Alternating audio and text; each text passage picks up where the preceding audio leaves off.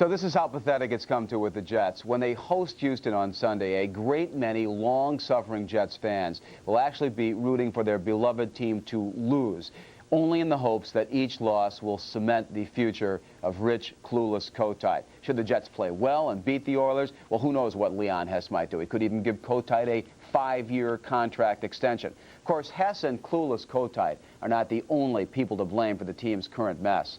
When the folks at the Meadowlands held a news conference yesterday to show off the plans for their new expansion and their luxury suites, President Steve Gutman represented the New York Jets, and I must say I have a grudging respect for Mr. Gutman, who agreed to be interviewed by me, though he certainly knew the tone, shall we say, that our talk would take. You said yesterday, I saw a quote, that you need more time to evaluate what's happened with Rich Kotite and the staff. What did you mean by that? At the conclusion of every season, in every way, we evaluate every aspect of our operation, and it's at the conclusion of the season. And it's just something that is a good business practice, something we've always done and we will always continue to do. We've got 4 games left to play.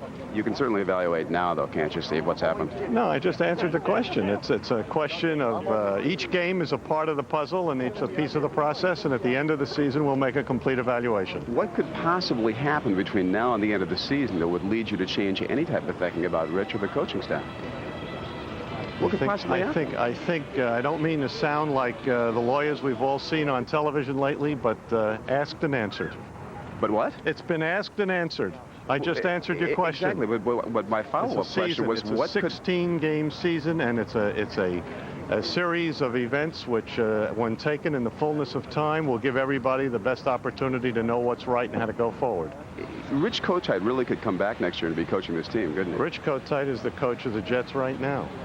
We understand that, but I mean, you guys really could bring him back, given the circumstances. Again, I have to tell you that at the conclusion of the season, as at the conclusion of every season, last year, the year before that, and I trust next year, we will evaluate every aspect of the operation and make whatever decisions there are to be made. Rich Kotite is the head coach of the New York Jets. No ifs, no ors, no maybes. Steve, how do you feel when people talk about Pete Carroll now as one of the rising stars in the coaching ranks and the next outstanding head coach in the league? I feel very good for Pete Carroll. I think it's wonderful. He's a fine young man. I think he's going to be a terrific head coach at some point in his career. It didn't work for him in the Jets. Those things happen. It didn't work for him. Did you give him a chance? Certainly. He coached for a year. It didn't work for him in the Jets. And I wish him very, very, very good fortune, and I trust that he'll have some. Do you regret now that you fired him? No, I don't regret anything, and I don't deal in the business of looking back and having regrets. We're in a business where we look at Sunday, and then we're going to look beyond that. What has happened to the team this year? The team has had a very disappointing experience. We have not had the fullest opportunity to see the team play with all of its components. Whatever laboratory we had for unrestricted free agency and putting together all of the parts from so many different sources hasn't yet had a full opportunity to manifest itself. We haven't seen it all yet. And what's happened to the team is that that experiment, that has been postponed because of a series of incidents which are part of our game. There's no question. Injuries take place. And unfortunately, at the beginning of the season, when we had the quarterback, we didn't have the football team. And in the middle of the season, vice versa. And I think what's happened is that we haven't hit our rhythm. And at the end of the year, we're going to look back and see everything that happened and make whatever decisions have to be made about the future. Steve, do you take personal blame for some of what's happened this year and to the franchise in general? I am the president of the New York Jets. I take professional blame. I don't take my job personally. I take it professionally and very seriously. Is there any circumstance under which you would consider resigning?